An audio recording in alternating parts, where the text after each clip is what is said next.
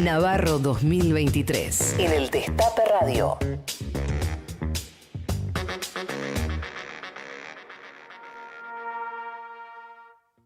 Bueno, y ya estamos con el presidente de la Nación, Alberto Fernández.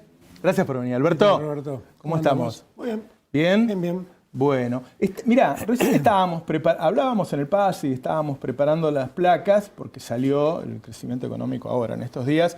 Todos esperábamos para abajo y se sigue manteniendo en el 6-7%. Vamos a mostrar primero las placas para que las vea la gente y después conversamos las razones. A ver, miren, eso es, allá está, eso es el nivel de actividad. Pónganla atrás mía porque es demasiado, creo que ni Alberto ni yo vemos allá. Acá está, Sí, ¿ves? Sí.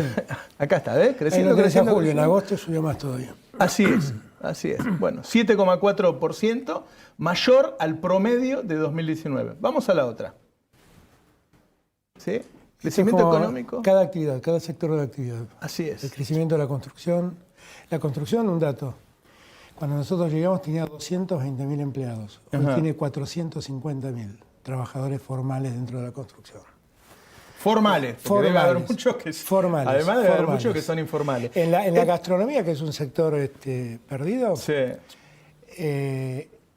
Recuperó los trabajadores que tenía antes de la pandemia y sumó 70.000 más. Formales estoy hablando. Sí, sí. Bueno, explotó la gastronomía.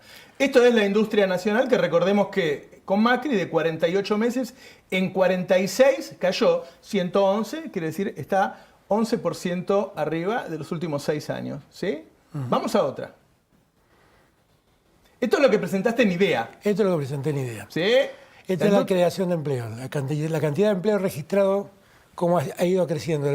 El cálculo que nosotros tenemos es que el empleo registrado crece el 0,5% por mes. Ajá. Sostenidamente, desde hace ya mucho tiempo. Y eso es la curva que ves cómo va creciendo. En un mundo en donde con la pandemia en el mundo cayó casi 9% el empleo y recuperó la mitad. Claro, o sea, sigue 4 puntos abajo todavía que antes de la pandemia. Exactamente. Otra más. Ahí está, la creación de puestos de trabajo. Desde julio de 2020 se crearon Estos ya son puestos de trabajo. 1.300.000. Los otros eran empleo formal. Estos es puestos de trabajo. Esto es lo que sale en las encuestas. Son 1.300.000 personas, exactamente, los cuales alrededor de 400.000, un poco más, son registrados. ¿Queda alguna más? Bueno, este es el dato que a mí me parece más impactante. Desde el año 1993 se mide la tasa de inversión en la Argentina. El segundo semestre del 2022 fue la tasa de inversión más alta de la historia. Esto es comprar máquinas. Esto es inversión, todo inversión, todo inversión. Eso también es una muestra de confianza, porque no invierten si la Argentina está mal. Este es un dato, a mí me parece que es un dato de los más alentadores. Bueno, el crecimiento del PBI, 10,4% en 2021, proyectado por supuesto nacional. Acá estamos calculando. Igual acá lo podemos ver también, porque déjalo acá nomás. Bueno, acá estamos calculando un 4% en el 2022, pero está dando 6,4, 6,5. Así es. Y si proyectás ese 6,5, el 2 va a ser más que 2. Pero el dato significativo es que si vos mirás desde Néstor, que Néstor tuvo 5 años consecutivos de crecimiento, la Argentina no tuvo 3 años de crecimiento del PBI consecutivo, nunca, hasta ahora. Entonces, yo marco esto para darle aliento a todos, a la gente, a los argentinos. Nosotros vamos a terminar 4 años de gobierno, 2 con pandemia, 1 con guerra, y vamos a haber crecido 3 años consecutivos el PBI. Ahora, hay muchísima gente viéndonos.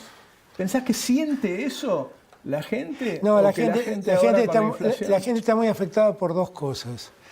Primero, nosotros recuperamos empleo recuperamos empleo con salarios más deprimidos que los que existían no que en el 2019, que los que existían en el 2015. Sí.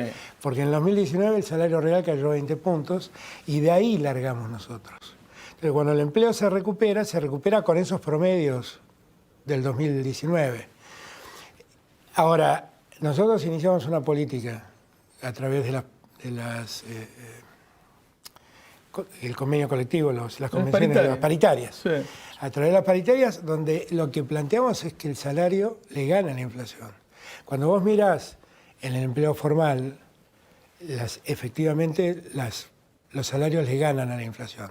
El problema es que partieron de muy abajo, partieron de ese menos 20. En estos 3 o 4 meses, no. Los salarios estuvieron por abajo de la inflación. No, sí se están discutiendo. Están todas las paritarias abiertas. El otro día le hice una entrevista a Álvarez Agi, que vos Sí, hablás lo quiero con- mucho, sí. vos querés hablar. Él dijo, a mí me parece que en estas épocas las paritarias que han hecho grande a este país, que han creado la clase media, son insuficientes. Y que el Estado debería intervenir fundamentalmente en ciertas franjas. Uno puede decir cuál es la franja, no sé, los que ganan menos de 150.000 pesos, no sé, qué sé yo, debería intervenir, y eso es lo que venimos discutiendo. Sí, Vos sabés que yo claro, quiero es- que haya un aumento por decreto, y bueno, vos no lo has hecho, Sí. pero me parece que sin una intervención, ahí hay un montón de gente que todo esto que mostramos, que es así, ¿sí? Sí, hay que por No lo eso, siente es una discusión esa, es un debate. Yo no te puedo decir que no te quepa razón. Lo que sí te digo es que eso es romper la lógica de la paritaria. Digo, y me parece... Pero no, es suma fija más paritaria, ¿no es?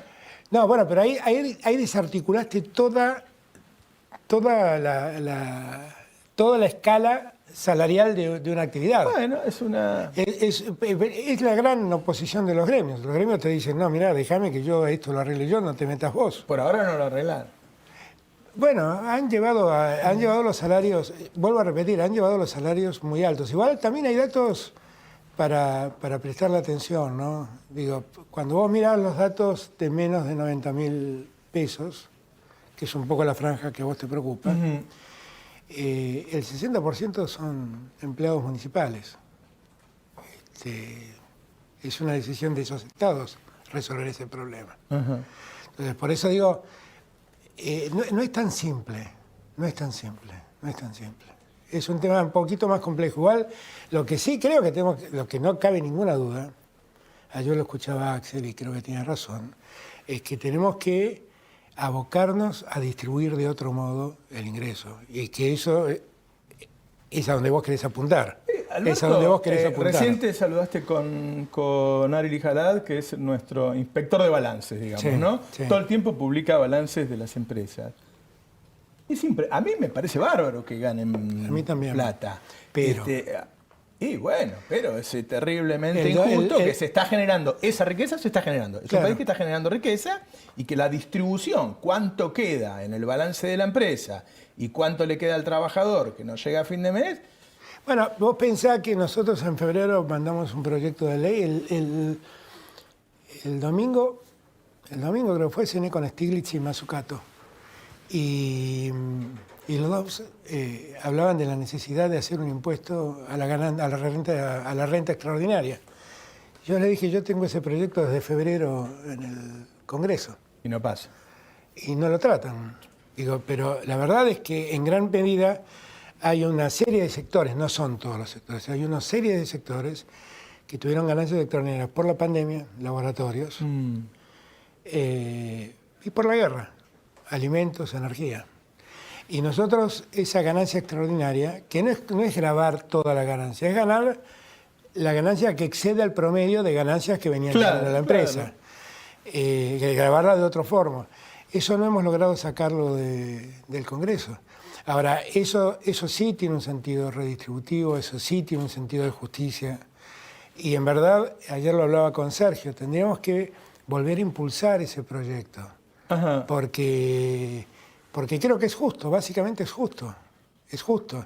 Alguien repentinamente, por una pandemia o por una guerra, empieza a beneficiarse económicamente. No ha hecho nada, no invirtió más, no. Las circunstancias cambiaron Es decir, y él gana. No es que no hace nada, sino que es excedente de lo que Exactamente, gana claro, digo, normalmente, él- no es gracias a él. Exactamente, digo, sin invertir, sin hacer ningún cambio de políticas, cambia el mercado y a él le permite una ganancia Bueno, que no tenía prevista.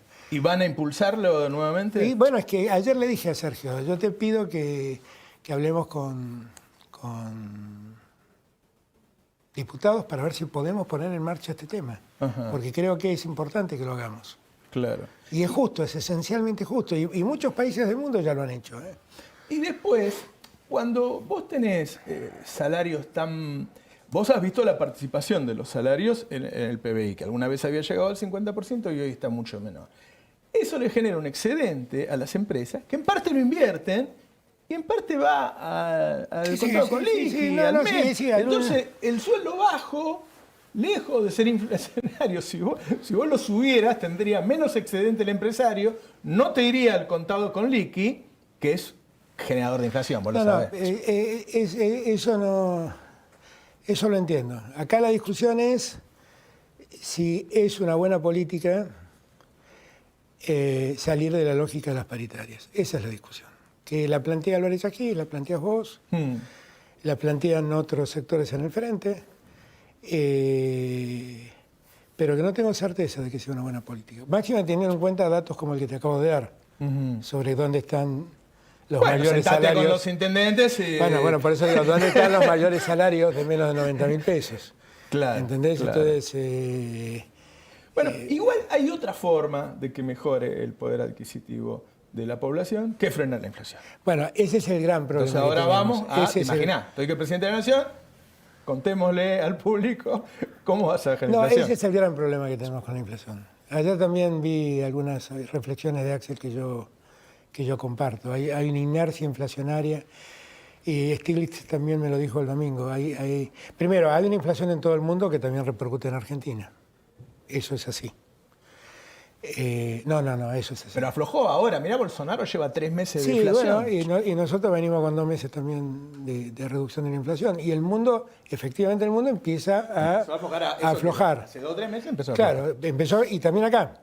Por eso te digo, llevamos 2 meses bajando y espero que podamos seguir.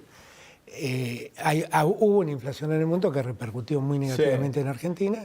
Pero bueno, vos estás de acuerdo con Axel que hay una cosa inercial. Hay una cosa inercial y hay una cosa que hablamos el otro día con Stiglitz, que es el tema psicológico, ¿no? Esto que los economistas llaman la inflación autoconstruida.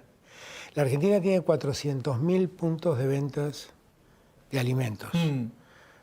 No son supermercados solamente, son negocios de cercanía, almacenes, o estos multiquioscos que venden galletitas, venden... No le vamos a echar la culpa de la inflación a los multiquioscos. No, lo que te digo es que el señor que tiene el multiquiosco lee en un diario que va a subir la luz y el tipo empieza a aumentar cada chocolatín por las dudas. Sí. Eso efectivamente es así. Y eso es lo que explica que ese chocolatín tenga un precio en un kiosco y una cuadra más adelante en otro kiosco tenga otro precio. Ahora, yo el otro día hablaba con uno de los grandes mayoristas del país y me dice, Roberto, me llegó otra vez los lácteos, 8% de aumento. Y el lácteo no es, hay 2 empresas de lácteos. Ahí hay una gran concentración. Ahí hay. ¿Cómo se frena una inercia? Ahí estamos trabajando con Sergio en ver de buscar acuerdos de productos medianamente duraderos para anclar el problema. Sergio está trabajando mucho con eso. Ese es un problema, claramente. Pero el proceso de concentración del sector lácteo ese es uno de los mayores problemas que tenemos. De los mayores, porque no lo creamos nosotros, no lo heredamos. Ese es uno de los mayores problemas que tenemos. Yo ahí... Y también la concentración fuerte que hay en el sector alimentos, que también es importante. Yo ahí estaba en el mismo lugar, Axel, ayer, dijo algo parecido. Yo dije, Axel, Unilever está acá, está en Chile, está en Bolivia, en Paraguay, y en todos esos países no hay inflación. Entonces, ¿es cierto que Unilever gana más plata cuando hay periodos inflacionarios? Sí. ¿Es cierto que Unilever fue el que generó esta inflación? No, eso creo yo. Es que lo que decís es cierto, eso es verdad. Pero esa inflación autoconstruida de la que yo te estoy hablando, porque cuando vos mirás la tabla del INDEC, del índice de precios, hay un renglón que dice precios de góndolas y hay otro renglón que dice precios de cercanía. Sí. Y te das cuenta de la distorsión que hay. El precio de góndola crece mucho menos que lo que crece el precio de los negocios de cercanía. Y ahí está el fenómeno que yo te digo del señor que leyó que sube el dólar o que va a aumentar la luz. Ahí es donde te digo que está. Y es un esfuerzo que debemos hacer todos y de algún modo mancomunadamente para ver de qué manera podemos poner fin a este tema, porque el salario está claro que es lo que más se ve afectado con la inflación. Los acuerdos no se intentaron en los últimos meses y un congelamiento. A ver, ¿se le tiene miedo a la palabra congelamiento? No es que le tenemos miedo. Lo que tenemos que buscar es un acuerdo que lo cumplan y que se pueda cumplir. Y que exceda a los supermercados, porque todos los acuerdos que nosotros tenemos de precios cuidados son absolutamente posibles de controlar en supermercados, que efectivamente los aplican, pero que son muy difíciles de aplicar, Roberto. ¿Y si lo pones en la etiqueta del envase? Lo hemos hecho también, lo hemos hecho. Pero en los negocios de cercanía, los supermercados chinos, los llamados supermercados chinos, nunca quisieron entrar en esos acuerdos. ¿Va a haber un plan de estabilización ahora, el 1 de noviembre, el 1 de diciembre? ¿Va a haber? Nosotros estamos trabajando en una serie de medidas y estamos trabajando también en algo que, bueno, hay que esperar, vamos a ver. Estamos viendo, para nosotros lo que la gente tiene que tener en claro es que la inflación es un problema muy serio, muy grave, que afecta a los sectores más desprotegidos, que son los que viven de un salario. Sí. Así que nosotros en eso estamos absolutamente dedicados y ocupados, sabiendo que nos tocó un escenario muy negativo, porque también esto hay que entenderlo, ¿no? La Argentina tiene 14 años consecutivos de 2 dígitos de inflación. ¿Ok? Y la Argentina que yo recibí tenía 54 puntos de inflación. No es que yo recibí una Argentina con 0 y de repente tenemos esto. Yo recibí una Argentina con 54 puntos de inflación, que vivió una pandemia, que después se desató una guerra, que desató un proceso inflacionario por el aumento de los precios de la energía y por el aumento de los alimentos. Y eso repercutió muy negativamente en esa Argentina que venía con el 54%. Entonces, cuando uno ve todo el panorama, todo el escenario, puede explicarse un poco mejor qué es lo que nos pasa. Esto no es justificante de nada, simplemente es el diagnóstico de lo que nos pasa. Después hemos intentado cosas que realmente no han rendido lo que queríamos. Por ejemplo, el sistema de precios cuidados. El sistema de precios cuidados solo rinde en los grandes supermercados, en las cadenas de supermercados. Ahí se respeta, ahí se respeta. Pero salís de ahí y ya en el negocio de cercanía nadie lo respeta. Y en los supermercados chinos, que además en el inconsciente colectivo está la idea de que son más baratos o más convenientes, qué sé yo, la verdad es que no es objetivamente lo que se registra.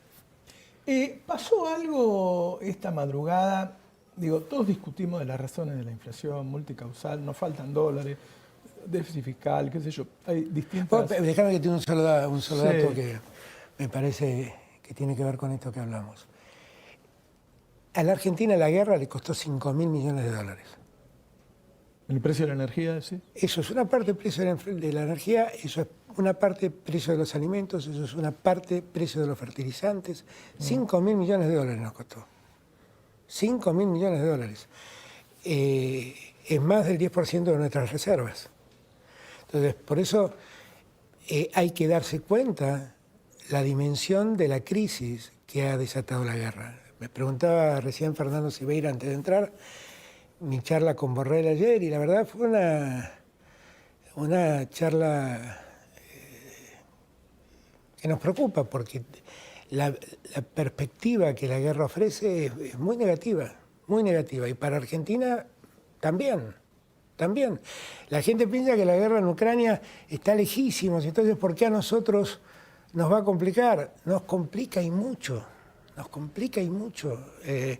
Si el gasoducto lo tenemos terminado, como espero el 20 de junio del año que viene, ahí nos vamos a ahorrar 2/3 partes de importación de gas y ahí vamos a estar mucho más tranquilos. Te decía que pasó algo hoy que a mí me parece que juega en contra de las posibilidades de bajar la inflación, que es que en el presupuesto no pasó el tema de que los jueces empiecen a pagar impuestos a las ganancias.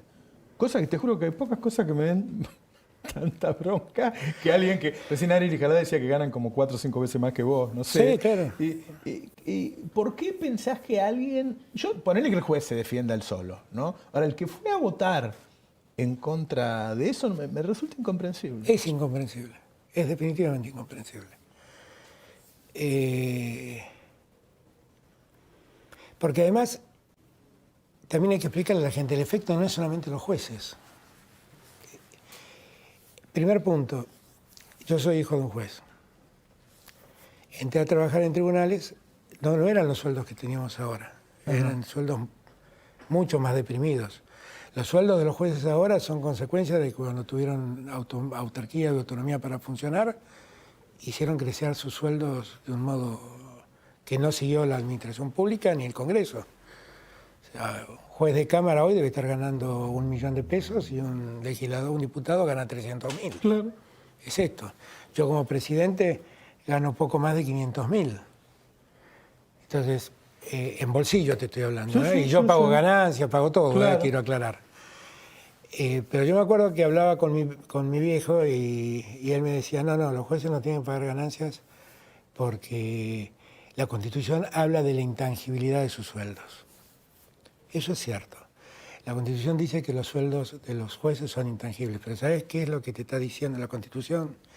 Es que el Poder Ejecutivo no se los puede bajar para presionarlos. Bueno, ellos pueden decir que empezar a cobrar el impuesto a las ganancias ahora es bajárselo. Ellos podrían decir que si yo le pongo un impuesto al sueldo del juez, le estoy bajando el sueldo. Pero que paguen el impuesto que pagan todos los argentinos no tiene nada que ver. Claro. Ahora, el problema también... Cuando la reta me puso un 1% de impuesto en la tarjeta de crédito, también me bajó el sueldo. Claro. Ahora cada vez que gasto me Claro. lleva un 1%. Claro. Entonces, no es lo mismo, son cosas distintas. Ahora, la oposición, cada vez que uno toca este tema, dice, no, esto es un ataque a la justicia, por Cristina, No tiene nada que ver, no tiene nada que ver, es una cuestión de estricta justicia. Porque lo que hay que entender es que cuando hablamos de la ganancia sobre los sueldos de los jueces, no hablamos solamente de eso. Por ejemplo, muchas provincias del interior del país tienen sus cortes supremas asimiladas a la Corte Suprema de la Nación. Tampoco pagan ganancias. Los tribunales de cuentas de esas provincias se asimilan a la Corte Suprema de la provincia. Tampoco pagan ganancias. Los empleados judiciales, que no son jueces y por lo tanto la intangibilidad de sus sueldos no tiene nada que ver con el artículo constitucional, tampoco pagan ganancias. Entonces, lo que tenemos es un sector al que se le ha eximido de pagar impuesto a las ganancias sin ningún argumento lógico y con sueldos absolutamente de privilegio respecto de los sueldos que existen en la administración pública nacional y provincial en muchos casos. Entonces, yo realmente sentí que esta vez íbamos a poder hacerlo, porque vos acordate que yo en mi discurso del 1 de marzo reclamé esto y todos los años lo reclamo. Y yo pensé que esta vez iba a salir. Y la oposición tomó esta posición que la verdad a mí me cuesta entenderla. Me cuesta entenderla porque el impuesto que los jueces no pagan es menos dinero para mejorar la educación, para mejorar la salud, para asistir a los que lo necesitan. Es menos dinero para todo eso. Y no estoy hablando de una suma menor, ¿eh? Para que tomemos noción, estoy hablando de una suma cercana a los 230.000 millones de pesos. Entonces... un lindo IFE te podrías mandar con... Un IFE costaba 90.000 millones de pesos. Exacto. ¿Qué? ¿Vos leíste el libro o habrás leído el libro de Mauricio Macri? Porque te escuché algún comentario que hiciste. A mí me llama la atención que alguien quiera llegar a una elección prometiendo... bajar jubilaciones, flexibilizar las relaciones laborales, hacer un gran ajuste, bajarle los impuestos a los ricos. ¿Qué lectura hace de que se presenten de esa manera ante la sociedad? A mí me parece impúdico, me parece de una impudicia asombrosa. Asombrosa, porque además es el mismo Macri que le dijo a los argentinos que iba a sacar los que trabajaban iban a dejar de pagar impuestos a las ganancias y no hizo nada. No hizo nada. Fue el mismo Macri que dijo que iba a mantener a Aerolíneas Argentinas y todo lo que funcionaba bien, y lo que hizo fue promover las empresas low cost para destruir Aerolíneas Argentinas. Bueno, ahora ya dijo que la quiere privatizar. Ahora ya directamente dice que la quiere Quiere privatizar. privatizar la TV pública, Tela. Dice que todas las empresas públicas deben ser manejadas por privados. Dice que tenemos que revisar los derechos sociales y sindicales de la Argentina. A mí eso me impresiona mucho porque si la Argentina fue distinta en el mundo, y fundamentalmente en Latinoamérica, fue como producto de los derechos que la Argentina dio. Fuimos una sociedad avanzada siempre. Y esto, por ejemplo, en materia educativa empezó con dos liberales como Alberdi y Sarmiento. La reforma universitaria del 18, que se hizo en aquella revolución, entre comillas, de Córdoba, y que permitió el gobierno tripartito de la universidad y la libertad de cátedra, la universidad gratuita del peronismo, todos los derechos sociales que Perón llevó adelante. Entonces, yo siento que cuando alguien dice tan simplemente vamos a terminar con todo eso, ¿a qué Argentina nos quiere volver? ¿A qué Argentina nos quiere volver? Y entonces es allí donde yo trato de llamar la atención de todos nuestros compañeros, porque ese es el riesgo y ese es nuestro enemigo. El enemigo no está entre nosotros. Nosotros podemos tener una diferencia mayor, menor en un tema circunstancial. El enemigo es ese. El problema es que cuando nosotros nos dividimos, permitimos que gane Macri. Y nosotros no podemos hacer eso. Y nosotros debemos concentrar todos nuestros esfuerzos en llamar la atención de lo que Macri dice. Porque cuando Macri dice estoy harto de los progres, ¿qué es ser progre? Ser progre es reconocer derechos a las mujeres para que las mujeres se integren a la sociedad en condiciones de igualdad que un hombre, por ejemplo, en materia laboral. Si eso es ser progre, soy progre. ¿Ser progre qué es? Es reconocer la libertad que todo género se sienta libre dentro de la sociedad, cualquier. Bueno, si eso es ser progre, yo soy progre. Si el progresismo es seguir preservando los derechos de los que trabajan y seguir cuidando los sindicatos, yo soy progre entonces. Si ser progre quiere decir cuidar la educación pública, sabiendo que la educación pública es el mejor mecanismo que tenemos de ascenso social, yo soy progre. Y si ser progre quiere decir cuidar la salud pública, porque la salud pública garantiza que cualquier argentino o cualquier argentina que lo necesita tenga una cama y un médico que lo atienda, gratis. Yo soy progre. Entonces, ¿de qué está hablando Macri? ¿Quién son los progres que lo tienen harto? Bueno, debe estar haciendo alguna lectura de la sociedad que ya nos enteraremos en las elecciones si Pero es que existe alguien en la sociedad que Argentina quiere eso. piensa seriamente que es mejor no tener salud pública. ¿No vieron lo que pasó en la pandemia? Miren, yo siempre digo que a mí me tocó gobernar en el peor tiempo de la historia. En el peor tiempo de la historia. Porque recibí lo que Macri dejó, tuve que sobrevivir una pandemia y cuando salíamos sobrevino la guerra. No es un buen escenario para un presidente. Ahora, me preocupa también la forma. Pero termino con esto. Nosotros todo esto nos tiene que haber servido para no caer en las mismas cosas. ¿En qué cosas? En lo que Macri hizo. Ah. ¿Qué quiere hacer Macri con las universidades? ¿Qué quería hacer lo que hacía? Debe creer, como decía Vidal, que las universidades no son para los hijos de los pobres. Vaya, vean las universidades del Gran Buenos Aires, 95% primera generación de estudiantes universitarios en sus familias.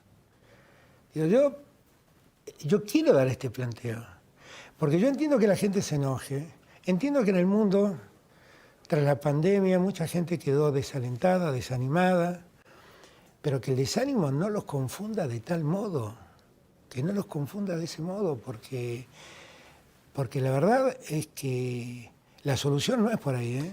Si las encuestas son ciertas, vos tenés, no sé, 36, 37, 38% que vota Juntos por el Cambio y 15, 16 que vota a Milei, tenés 50 y pico por ciento de Bueno, es derecha que va a entrar al Parlamento. Por eso creo yo que nosotros tenemos que llamar la atención de todos, porque los llamados libertarios, ¿quiénes son los que llaman libertarios? ¿Son los que buscan la libertad o los que le ponen una pistola en la cabeza a Cristina Kirchner? ¿Eh? Hablemos en serio, ¿eh? Porque ese discurso que ellos pregonan de la libertad no es un discurso que propone la libertad, es un discurso que propone la libertad de pocos y la esclavitud de muchos. Bueno, no hay una relación directa entre el hombre que le puso el revólver y Milei, digo. Hay una relación ideológica muy cercana. ¿Eh? Hay una relación ideológica muy cercana. No digo que Milei lo haya mandado, no dice, me cante disparate, no estoy diciendo. Lo que estoy diciendo es que hay una relación ideológica muy cercana y que ese discurso del odio prende en algunos sectores y que uno no puede hacerse el distraído, ¿eh? No puede hacerse el distraído. O sea, vos lo que decís es que el discurso del odio hace que alguna vez este grupito, qué sé yo, con tanto odio que lo cargaron, va y le pone un revólver. Por ejemplo, son los mismos que tiran antorchas prendidas a la casa de gobierno, son los mismos que lo veían a Ferrarese caminar por la calle y lo insultaban, son los mismos que fueron el día que Massa asumió a generar el desorden que generaron. Ahora se frenaron porque han hecho una barbaridad, o alguno de ellos ha hecho una barbaridad y medio se ha retraído. Pero eso es el discurso que se promueve cuando se habla de la casta política. ¿Qué es la casta política? Miren, yo voy a seguir reivindicando la política como el único modo de transformación de la sociedad. Hago política desde que tengo 14 años. Hago política honestamente, decentemente. No me enriquezco con la política. Y cuando no hice política me fui a trabajar de abogado y viví de abogado y no tuve ningún problema. Sigo reivindicando la política, todos los días. Ahora, estos señores que vienen con ese discurso pro libertad, que en verdad es la libertad de los mercados, es la libertad de los poderosos. O estos otros que dicen, terminemos con este progresismo que en nada ayuda. ¿Cómo? Ahora ya pasaron, tenemos más información. ¿Cómo ves esto de que la familia Caputo le dio 13 millones de pesos a este muchacho que decía voy a matar a Cristina, voy a matar a Máximo, voy a matar a Alberto? A mí me llama la atención que una constructora contrate la carpintería de un edificio a alguien que dice que lo aprendió por YouTube y que le pague semejante cantidad de dinero, ¿no? Eso definitivamente llama la atención. Llama la atención. Son ellos los que tienen que explicarlo. Lo que creo es que lo que pasó fue de una gravedad inusual. Yo no soy abogado. Sí. ¿Eso es un indicio? ¿Es algo de que financiaron el caos? ¿O no se puede? Es que puede ser un indicio, porque son sumas muy importantes para una... iba a decir para una empresa, no es una empresa, para un carpintero. No, tenés que ver lo que es, tiene 4 maderas tiradas. Por eso te digo, semejante cantidad de dinero para un carpintero que dice que aprendió carpintería por YouTube. Sí. ¿Es un indicio legal? Sí, definitivamente, porque es muy difícil explicar semejante cantidad de dinero ahora, si Caputo, para alguien que es capaz de hacer lo que puede hacer. Si ¿no? Caputo estaba financiando a un grupo que estaba generando el caos, que claramente, viste que se acabó todo, con lo cual el descontento, decían que lo hacían porque la gente estaba enojada por la inflación y qué sé yo, no sé si se le pasó el descontento, pero no pasó más eso. Si Caputo financió a un grupo que generaba caos, ¿es Macri el que financió el grupo? ¿A quién representa Caputo? No, pero es que estos sectores también sirven a ciertas lógicas, ¿no? Hay una lógica de desacreditarnos a todos. ¿Qué sé yo? La tapa de La Nación diciendo que Cristina y yo triplicamos nuestro patrimonio. Digo, pensá en esa persona que vos al comienzo planteaste, que es un señor que vio caer su salario después de la pandemia, que perdió su trabajo, lo recuperó con un salario más bajo. El señor que en la pandemia tuvo que cerrar su negocio y de repente ve que Cristina y yo triplicamos nuestro patrimonio. ¿Cómo se siente ese señor? Se siente muy mal, ¿no? Debe tener mucho odio a nosotros, debe tener mucha bronca. Y la misma bronca que tengo yo cuando vi esa nota y el nivel de mentira que esa nota encerraba. Entonces, yo lo que creo es que hay una prédica para desacreditar a la política, hay una prédica de la antipolítica, que a mí me preocupa mucho. Me preocupa mucho porque yo siento que la democracia, cuando está en crisis, se arregla con más democracia. Y cuando yo digo más democracia, es más política. Es el único modo, no hay otro modo. Y hay todo un discurso antipolítica. ¿De qué habla Macri? Que él habla como si fuera ajeno a la política. Macri dijo que si tiene que haber muertos en la calle para que él lleve su plan, dijo que iba a sacrificar a los sindicalistas como un animal herido, dijo cosas que la verdad que uno dice, ¿qué es lo que se viene? ¿No? Por eso te digo, yo empecé a militar en el año 74, 73, en la Unión de Estudiantes Secundarios. Y toda mi vida milité. Y yo vi la violencia política y no quiero volver a vivirla. Cualquiera sea el signo, no quiero volver a vivirla. La verdad es que estos no son, de verdad, conceptos que pueden ser dichos tan livianamente en la Argentina. La Argentina tiene miles de desaparecidos, torturados, presos a disposición del Poder Ejecutivo durante años, exiliados, muertos. ¿Cómo alguien puede hablar así? ¿Cómo alguien puede hablar así? ¿Cómo va a funcionar institucionalmente la Argentina si él a los tiros va a terminar con los sindicalistas que se opongan? ¿Cómo va a ser eso? Por eso, yo creo que es momento que nosotros unamos todo nuestro esfuerzo para llamar la atención de la sociedad. Esto no está pasando solo en Argentina, está pasando en el mundo. El mundo tiene sociedades que han quedado muy lastimadas por la pandemia y por la guerra.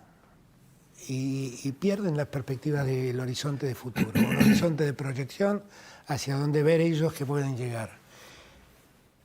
Nosotros tenemos que explicarles que definitivamente hay un horizonte, porque lo hay, ahí están los números, lo hay. Sí, pero yo te voy a decir otra cosa también. Nosotros publicamos todo, publicamos esos números tan buenos, los mostramos, hay mucha gente viéndonos, qué sé yo, pero también publicamos lo mal que está la gente y lo bien que están las empresas. Y eso a mí me genera bronca. Bueno, tenés razón, pero eso, por eso empecé diciéndote que lo escuché a Axel ayer decir algo que creo que es lo que tenemos que intentar hacer este último año, que es, hemos tenido una etapa de ordenamiento, porque vos acordate que nosotros recibimos un país, además con una deuda superlativa absolutamente impagable. Tuvimos que ordenar eso en el medio de la pandemia, tuvimos que sobrellevar la pandemia, hicimos arrancar el país, caímos 9 puntos, crecimos 10.3, de año estamos creciendo el 6,5 hasta acá. Ahora lo que tenemos que corregir es la forma en que se distribuye el ingreso. Yo en eso estoy de acuerdo contigo. Y ahí hay que trabajar en dos cosas, en cómo distribuir el ingreso y en cómo contener la inflación. Este último punto está definitivamente también en esta instancia muy ligado al contexto internacional. Por eso a mí cuando me ven tan involucrado en el tema Rusia-Ucrania y hablando con Macron y buscando salidas y soluciones y hablando con uno y con otro, lo estoy haciendo pensando en cuánto nos cuesta a nosotros esa guerra. ¿Cuánto nos cuesta? Axel, hace poco yo lo escuché que decía que está haciendo planes a 6 años y él dice, lo que pasa es que perdí 2, entonces yo necesito los próximos 4 años porque lo perdí y es así, qué sé yo, hice todo lo que pude. En sí, yo no siento haber perdido nada, La verdad es esta. Porque si nosotros hubiéramos perdido no estaríamos creciendo 3 años consecutivamente. Bueno, pero hubo una caída del 10% que... Bueno, el 9%, pero la verdad es que lo que quiero decir en el medio de la pandemia se cayó el mundo. Él habla del tiempo que necesita para completar eso. ¿Vos querés ser reelegido? Yo lo que quiero es que seamos capaces de hacer un debate democrático interno. Eso es lo único que quiero. Sin exclusiones y respetándonos. Sin exclusiones y respetándonos. Eso es todo lo que quiero. Yo soy por sobre todas las cosas un militante político. que aprendió con Néstor Kirchner que la política es un proceso colectivo, no es un proceso individual, no es un proceso de personas, es un proceso colectivo. Yo lo que más preservo es la unidad de ese colectivo. O sea, yo creo que la unidad del Frente de Todos es importantísima. Y entiendo todas las diferencias que podemos tener internamente. Todas las entiendo, todas las respeto, no todas las comparto. No es eso, por eso somos diferencias. Pero lo que nosotros tenemos que hacer es eso. Es eso. Yo hoy, ¿qué tengo que hacer? Lo que estoy haciendo. Mira vos, me dejaste 2 tareas dificilísimas. Arreglar el ingreso y resolver la inflación. Yo tengo que estar concentrado en eso. En eso, en eso. Ahora, lo veo a Macri decir lo que dice. Yo señalo allí porque hay una televisión con Sí. cada 2 por 3 aparece Macri. Lo veo a Macri decir lo que dice y digo, miren, por favor, ordenémonos, vayamos juntos, resolvamos las diferencias escuchando a nuestra gente y vayamos. Por eso, ¿Qué es ordenémonos? yo creo que es bueno que dejemos de tratarnos mal entre nosotros y ocupémonos de dónde está el problema realmente. Yo no siento que el problema esté internamente en él. Hay claramente una discusión si paso sí o paso no. Vos cuando decís eso, Pero pongámonos de acuerdo pero está bien, diciendo, pero en una entonces, paso. mira, eso, yo creo que lo mejor es que la gente vote. Yo creo que cuanto más movilicemos a la gente en un proceso de votación, En una paso. eso es lo que yo creo. Eso es lo que yo creo.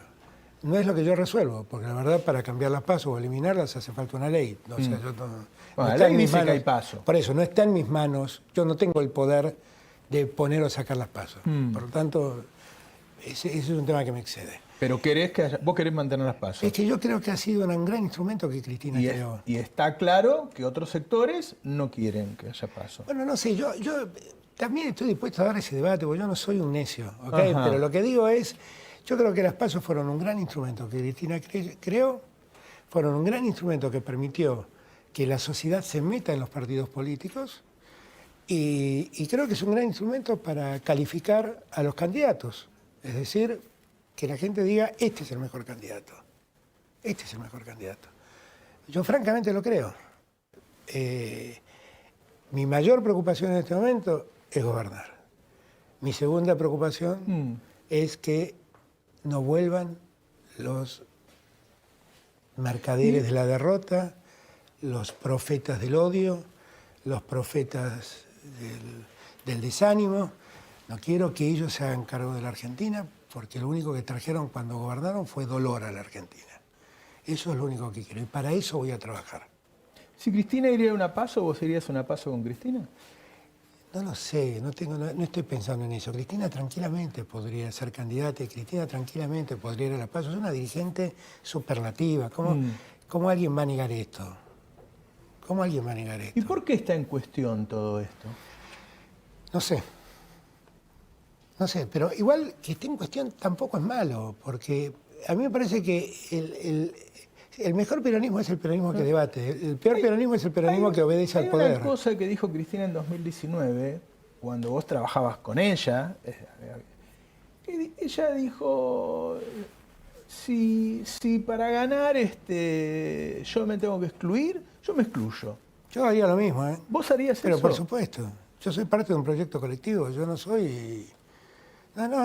por eso no me conocen. No me conocen. Yo estoy acá tratando de cumplir una misión en el peor tiempo de la historia. Ajá. Me tocó ser el soldado que se quedó solo frente a toda la artillería enemiga. Bueno, listo, me tocó hacerlo. Yo lo estoy tratando de hacer del mejor modo. He puesto todo mi esfuerzo, lo he hecho honestamente. He logrado terminar con muchos vicios de la democracia. Y creo que podemos dar un paso, y creo que además económicamente vamos paulatinamente ordenando el escenario, y creo que debemos seguir en ese camino. El camino es ese, no es el que proponen Macri y Milei, el camino es ese. Después, ¿quién gobierna ese camino? Es un tema secundario. De gente imprescindible el cementerio está lleno. ¿Ok? Así que eso es un tema secundario. Lo que yo creo es que nosotros debemos ser capaces de abrir un debate, plantear lo que francamente creemos que son nuestras diferencias de cara a la gente y que la gente resuelva. Hay un admirado periodista mío, Mario Weinfeld, creo que Sí, también por mí. que También por mí. tiene un becario sueco, ¿no? Que lo manda un politólogo, entonces viene acá el tipo, y entonces ve que un presidente está diciendo, bueno, no sé si yo voy a ir a una paso, qué sé yo, y el tipo dice, no, pero acá todos los presidentes del mundo quieren ser reelegidos. ¿Por qué surge eso? ¿Hubo algún acuerdo cuando vos hablaste con Cristina en 2019 que ibas a ser presidente por un periodo solo o algo por el estilo, que hace que se ponga en duda si vos vas a ser de elegido ningún o modo. No, de ningún modo. No, de ningún modo. no? Lo que hay son miradas diferentes en algunas cosas y entonces algunos piensan que es mejor que sea otro y yo lo entiendo. Yo lo entiendo y me parece bien. Solo digo resolvámoslo adecuadamente. En una paso. Como manda la ley, que no hice yo, que hizo Cristina y que aplaudo. Que aplaudo porque me pareció un hallazgo cuando eso ocurrió. Entonces, yo lo que más intento preservar es la unidad del espacio, que todos nos respetemos, que todos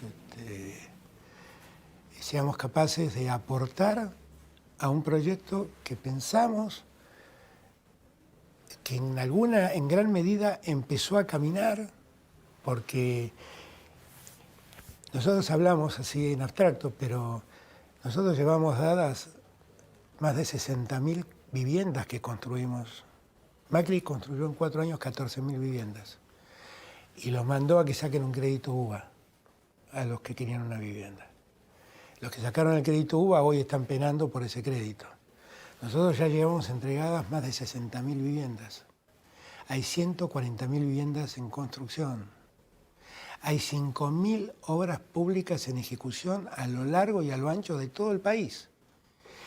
Todos los municipios del país tienen por lo menos una obra pública. Y hay obras públicas enormes, como el gasoducto, que se están haciendo. Entonces, eso se hace, ¿saben por qué?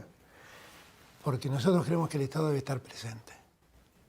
¿Por qué fuimos a inaugurar el otro día a un hospital a San Martín de los Andes y empezamos hace un mes la construcción de un hospital que va a ser el hospital cabecera de la Patagonia en Neuquén? Porque creemos en la salud pública. Porque creemos. Lo creímos el primer día. Cuando nos agarró la pandemia nos encontró sin ministerio, bueno, el Ministerio de Salud ya había sido repuesto, pero llegamos al gobierno, el Ministerio de Salud no era ministerio. El Ministerio de Ciencia y Tecnología no era ministerio. Ustedes saben lo que es nuestra fuerza científica puesta en valor, lo que significa. ¿Crees que se valoró el trabajo en la crisis sanitaria? Yo creo que sí. ¿Le puedo contar algo al público? Sí. El día que vos hiciste el discurso, la primera vez que le dijiste a la gente, estamos en pandemia. 20 de marzo de 2020, se van a tener que quedar dentro de su casa. Yo estuve con vos antes de que grabes, en la Casa Rosada. Y vos me dijiste lo que ibas a hacer, me preguntaste qué opinaba, y yo te dije, está bien, yo haría lo mismo, cuidaría a la gente y la metería dentro de su casa. Lo que te aviso es que es factible que pierdas la próxima elección, porque se va a romper la economía y está bien. Y vos me dijiste, sí, ya sé. Y te debo haber dicho. Y me contaste ese día que Macri te había llamado y te dijo, él hubiera dicho... Claro, y seguramente debo haber dicho lo que dije siempre. Yo de la economía que se cae puedo volver, pero de los muertos, la gente que se muere no puedo volver. Ahora, mira Bolsonaro, cuántos votos que sacó, porque ganó Lula, pero sacó muchos votos. Porque la derecha existe. Y murieron 700.000 personas. Porque la derecha existe, esto hay que entenderlo. En este contexto la derecha existe. Y la derecha le plantea a la gente un escenario de orden, de desarrollo, que la verdad es muy falaz, pero que mucha gente compra en la desesperanza. Sí. Esa es la verdad. Entonces, me parece que eso es lo que objetivamente pasa. Porque vos decís el caso de Bolsonaro y el caso de Boric. Claro. Explotó Chile, pero la derecha, un filo nazi sacó el 45%. Sí. Y el caso de Petro, otro filo nazi sacó el 45%. Y el caso de Italia. Digo, el mundo está acechado por las derechas. El mundo está acechado por las derechas. Y está acechado por las derechas porque han sabido explotar el desánimo. Nosotros nos preocupamos de salvar vidas. Y ellos se preocuparon de explotar el desánimo. El domingo hablando con Stiglitz y Mazzucato, inesperadamente para mí, Mazzucato contó el problema de Pfizer en Europa. La cantidad de demandas por los contratos que Europa firmó con Pfizer. Fueron los contratos que yo no quise firmar. ¿Ok? Y a mí me acusaron de las peores cosas por eso. Hasta me dijeron que les había pedido una coima a Pfizer. Y la verdad lo único que hice fue preservar los derechos de Argentina y de los argentinos. Y el tiempo me dio la razón. Ayer Stiglitz, antes de ayer, en la apertura de la reunión de CEPAL, planteó cómo Argentina negoció esos contratos y lo distinto que fue con el resto de América y el mundo. Yo la verdad es que yo creo que en algún momento los argentinos se van a dar cuenta que vivimos una pesadilla, que somos sobrevivientes, todos nosotros somos sobrevivientes. Hemos sobrevivido a un tiempo espantoso del mundo. Y la gente va a poner en valor eso. Ahora, también creo que fue un momento espantoso. Y todos tendemos naturalmente a olvidarnos del momento espantoso. O sea, si yo tengo una enfermedad muy mala y un médico me cura, el día que el médico me da de alta y me despide y me voy a mi casa, yo no quiero verlo más al médico. Pero la verdad, con el tiempo le voy a estar agradecido toda la vida porque me salvó la vida. Y yo creo que eso va a ser un proceso de reflexión colectiva de la sociedad. Hay que verse antes de las elecciones, Alberto. Sí, ojalá. No, yo lo que quiero es que la gente no quiero que piense en la pandemia, quiero que piense en el futuro. Para además la Argentina tiene un futuro formidable por delante. Formidable. Y la discusión es cómo construimos ese futuro. Si vamos a convertir ese futuro en una oportunidad para inversores externos que se lleven toda nuestra riqueza como material primario, o si le vamos a poner valor a ese material primario. Si el gas que nos excede en vaca muerta, lo convertimos en gas licuado para exportar, o no. Si el litio que tenemos lo seguimos mandando como bicarbonato o lo convertimos en baterías. Si podemos, nosotros con Chile y Bolivia tenemos el 60% del litio del mundo. ¿No deberíamos ser nosotros los proveedores de baterías de litio del mundo? Nosotros deberíamos ser. ¿Y cuánto trabajo más le daríamos a los argentinos si construimos esas empresas productoras de baterías de litio? Y deberíamos ser, a partir de eso, los grandes hacedores de los autos, de la electromovilidad. Claro. Todas esas son oportunidades que tenemos. Además, tenemos al campo. Y acabamos de sacar la ley de agroindustria. Es una gran oportunidad para desarrollar mejor y agregar valor y dejar de vender granos y convertirlo en alimento para seres humanos. Dejar de vender granos para animales y convertirlo en alimento para seres humanos. Tenemos una gran oportunidad y tenemos una cantidad de inversores impresionantes que miran a la Argentina. Lo que digo es, ese proceso de desarrollo del que estoy hablando, lo queremos hacer en una sociedad donde todos se desarrollen, o lo queremos convertir en un negocio de pocos, donde unos pocos ganen y los otros vean si alguna vez derrama algo, que nunca derrama. ¿Cambia algo si gana Lula o Bolsonaro para nosotros? Para mí sí. Para mí sí. Para mí sí. Para mí sí. Y para América Latina también. Lula es un líder regional muy importante. ¿Juega incluso psicológicamente, puede tener un efecto en la política argentina? No lo sé. No lo sé, la construcción de Lula también es una construcción distinta a la que le conocimos antes. La construcción política de Lula es una construcción mucho más moderada a la que le conocimos antes. Pero yo hablé mucho con él. Él entiende lo que está pasando en el mundo y se da cuenta de lo que está pasando en el mundo. ¿Vos decís que el gobierno de Lula no va a ser como el que fue la otra vez? No, yo creo que los valores de Lula son los mismos. Son los mismos, eso está claro. Lo que digo es que el escenario... Bueno, pensá solamente que Bolsonaro ya tiene garantizado el 41% del Congreso. No es poco, ¿eh? Mm. En un Congreso que está absolutamente, históricamente es atomizado. Sacar una ley en Brasil cuesta muchísimo. La derecha existe, yo insisto en ese punto. Y me parece que bueno, que tenemos que buscar la manera de... Con Brasil debemos buscar la manera siempre de convivir. Yo en estos años que el presidente Bolsonaro gobernó Brasil, pese a todos sus ataques, a sus